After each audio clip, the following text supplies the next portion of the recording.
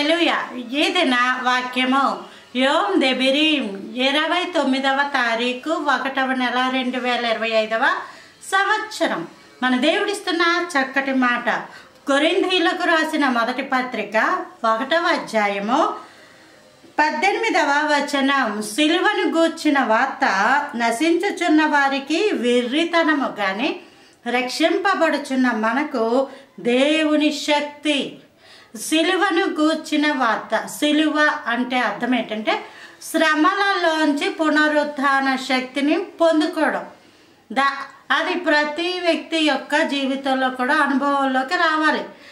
ఈ యొక్క శ్రమల్లోంచి వచ్చేస్తామో మనం బయటికి, శ్రమల్లోంచి విడిపించబడతాం, శ్రమల్లోంచి విడుదల ఉందని చెప్పినప్పుడు అది వెర్రితనం అంటది ఈ లోకం. లేదు శ్రమల్లోంచి విడుదల లేదు, ఇంక ఈ శ్రమలు ఇంతే, వాళ్ళని చూడు వీళ్ళని చూడని ఎంతసేపు పడిపోయిన వారిని, ఓడిపోయిన వారిని, చేత కాని వారిని, దిగజారిపోయిన వారిని చూపిస్తూ ఉంటుంది లోకం.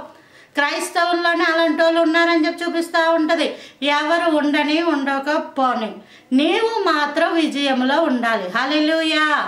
ఎవరి జీవిత రహస్యాలు మనకి తెలియవు, వెలుపల ఉన్నవి కావు, లోన రహస్యాలు ఇంకా చాలా ఉంటాయి, రహస్యమైనవి ఎన్నో ఉంటాయి. కాబట్టి ఆ విషయాలు మనకు అర్థం కావు. కానీ నీ వరకు, నీ విషయంలో దేవుడు ఏం చెప్తున్నాడు అన్నది ప్రాముఖ్యం. దేవుడు ఏం చెప్తే అదే జరుగుతుంది. దేవునికి వ్యతిరేకమైనది ఏది ఎంత మాత్రమునో అది జరగదు. ఆ విషయంలో ఒక మంచి నిర్ణయానికి వచ్చి మనుష్యుల మాటలను ప్రక్కన పెట్టేసి దేవుని శక్తిని పొందుకున్నప్పుడు మనము దీవించబడతాం. Praise the Lord. ఆమేన్.